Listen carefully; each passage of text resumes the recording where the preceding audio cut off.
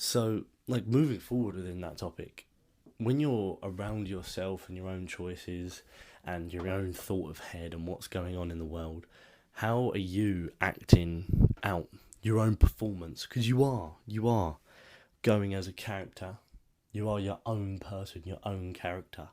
You can decide, is your character going to be that mysterious guy in the club in the back, or some fucking freak just pushing bitches up?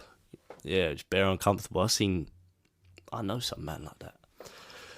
Um, and it's gonna be happening. It's not gonna not happen. You're gonna find times where you're not the character you want to be. You're not at heart you.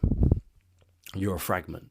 You're the worst version, or you're an even better version if we can get it, which we'd all prefer. So really within that, it's how do you want to play out your day? How do you want to play your character? You know, because that's what it is.